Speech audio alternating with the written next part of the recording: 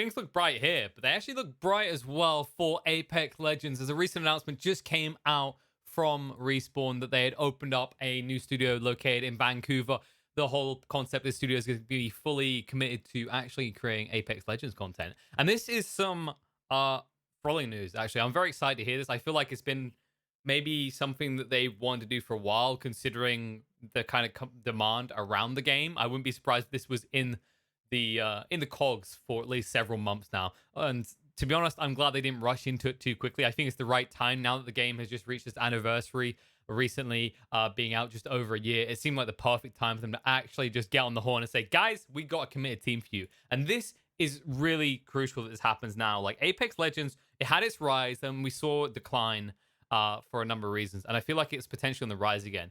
Of course, the reason it kind of fell short, I don't think anyone's too expected that it eventually tripped over itself near the launch. It's a game that had resounding expectations thrown onto it very unexpectedly, right? Like no one knew about this game. All of a sudden, all the big streamers being sponsored to play it. Everyone is hyped up. It's hitting the 2, the 10, the 50 million player goals within the first month, and then it all comes crashing down quickly. Whether you think it's a combination of maybe like not continuing those sponsored streams as much or other things, I would say it's more leaned on the other things. So first off, this game, when it first came out, Apex Legends had a big issue with cheaters. It was rampant. It was everywhere. And I'm not saying they've completely got rid of the issue, but they've definitely cleaned it up a lot. Of course, that takes a lot of time. At the same time, there is the fact that content creation was at the center of what people's problem with the game was. They didn't have ranked. They didn't have new maps planned anytime soon.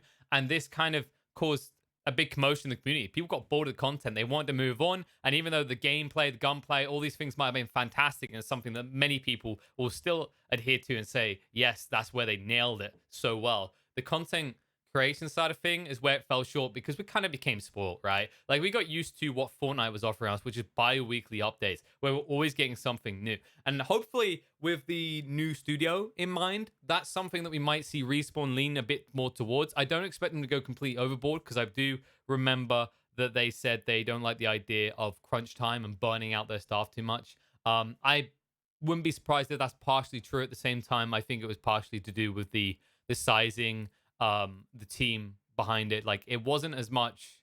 I don't think they could have actually achieved that same sort of content creation speed if they had committed to it anyway. They would have burnt out very quickly, so it was the right choice. I hope we get to that stage now, though, where we can have continuous updates and regular new content. I especially love the ideas they recently added in season 5, where they have these quests now where you grab things by playing daily and they allow you to unlock cosmetics. These kind of progression elements are what helped the game. The fact that like ranked came when it did kind of saved the game from just completely falling off the radar as people were able to engage with it.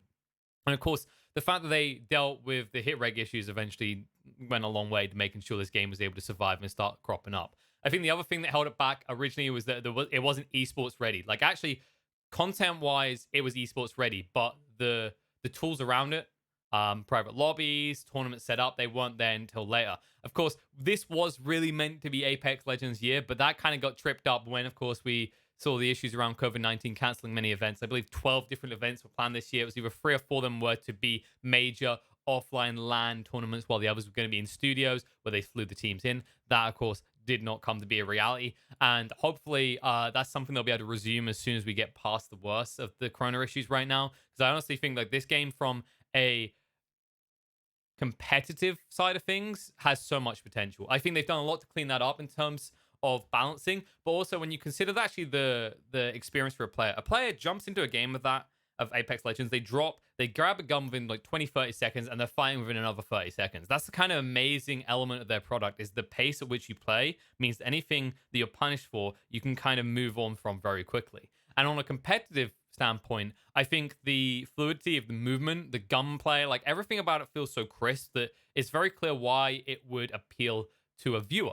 Especially considering that while there are skills involved in the game, I don't feel like they're overpowering. While there are some very strong skills and abilities available to the legends in the game, I've never felt like it's a game where if I don't follow the game, I don't know what's going on. I've never had that kind of what I call the Overwatch feeling, where if you aren't an Overwatch player, you have no clue what's going on if I switch camera to camera.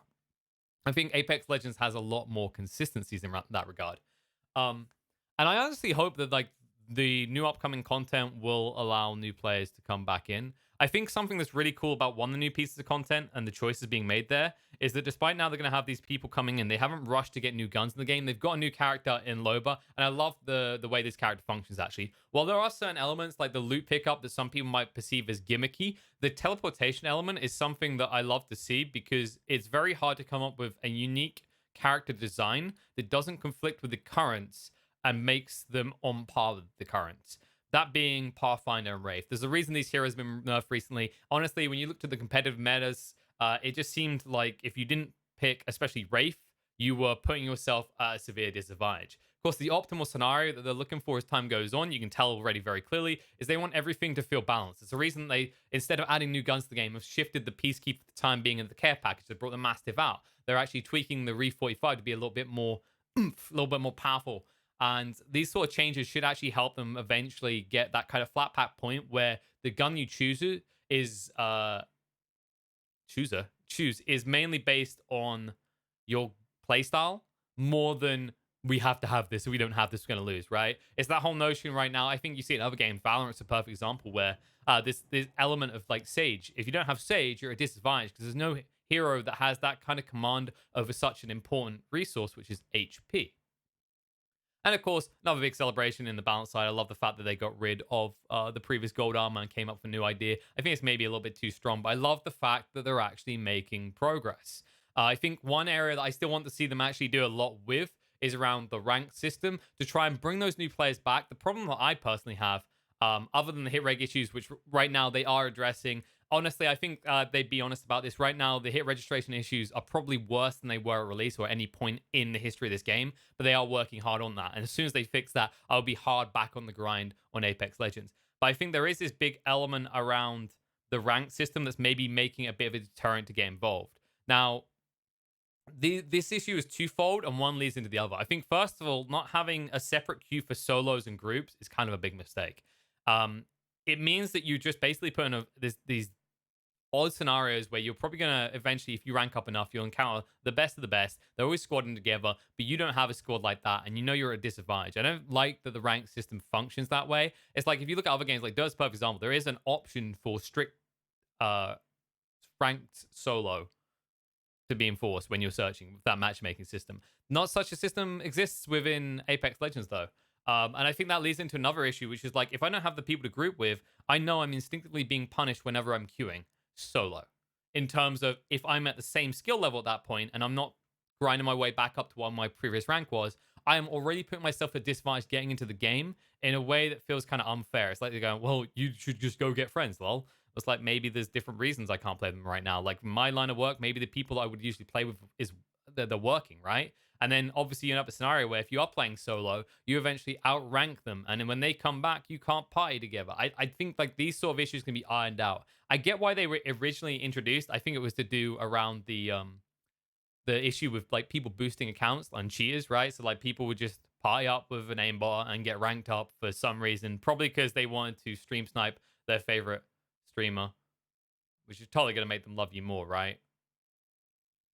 But I think like overall the rank system isn't too bad. I just want to see how they're actually going to approach new content. I love the changes they made with the new season 5 to Kings Canyon. Really ballsy move to get rid of Skulltown, one of the most popular places ever in Apex Legends. Actually, I say it's the most popular place ever in the history of Apex Legends. And I respect that they've done that the same way that they actually made those changes that they did on World's Edge by separating into Fragment East and Fragment West. Is like they're making design decisions to try and force movements and choices by players to other areas. That's why the changes around relay is so good, right? When you actually consider up near the area of the map where people like didn't want to play the most, I would say like, okay, maybe I'd say for drops, people were willing to go over to relay, right?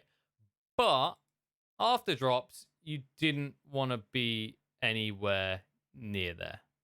So I'm glad they made changes around the area. I actually think that area is a lot more fun to play, given my experience with it so far. And also, I think the final thing I'll cover here, I love the fact they've actually tried to finally make Mirage a hero. We were just talking about how it's important to have this flat pack where what you play is your choice. I think there's some interesting uses for Mirage right now, especially around block sniper shots. So one thing you can do right now is you can decoy out, immediately have it lock onto your controls, and then use it as a front body piece, like a hostage. and that that sort of thing, that kind of body shield is a nice element. Now you can actually appropriately bait people. I don't know if the ultimate feels as good as it was because it's not really a bait and escape anymore, as you very quickly phase out into visibility again. But I do love the changes around reviving and resurrecting teammates. I love that they're actually trying to give Mirage some quirky elements. And once again, it's not anything too overpowering. And in conjunction with the changes with Pathfinder and Wraith, I'm looking forward to what the future has, especially with this announcement that we have this new studio involved.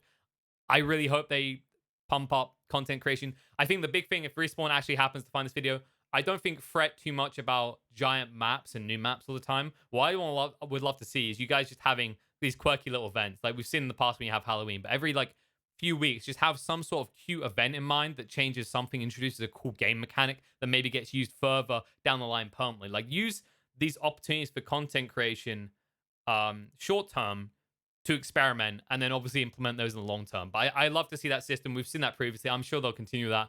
But I just want to actually make this video and be like, woo! We're finally doing it. We're finally actually getting some additional vavavoom, I feel like, behind Apex Legends. I'm not saying that the team has been letting up, but of course, like when you're talking about how big Respawn is, there's no way they're working on just one project. And at the same time, you can't imagine that there's anything less than 3 projects going on in that studio at any given time. So it'd be cool to have a studio that's just fully dedicated to Apex Legends. I think from Battle Royale perspective, handled correctly within like 2 years, this could like skyrocket to the top in terms of player experience and the competitive side of things. But we'll just have to see where we get.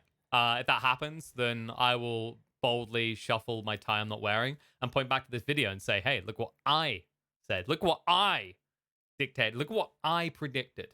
I want to know what you guys think. I want to know what you predict, what you dictate, what you think by you throwing those comments across below this video. I check them out every day. Let me know if you're an Apex Legends fan. Let me know if you're a Fortnite fan, PUBG. Like, I think these games all have their different angles. I always love to hear what appeals the most to different people. I know PUBG comes across more tactical, methodical, right? Whereas Fortnite is this more kind of wacky, but in a cool way, you know, structure building meta side of things that actually makes gunfights a lot more challenging, whereas Apex Legends went for your more kind of, I want to say, traditional wham bam fanky man go fast paced gunplay, reminding me more like Unreal tournaments. But let me know where you sit, let me know what you think, and hopefully I'll see you in the next one. We should have another one of these up tomorrow. What I mean, should, they're called dailies for a reason. I'll see you then.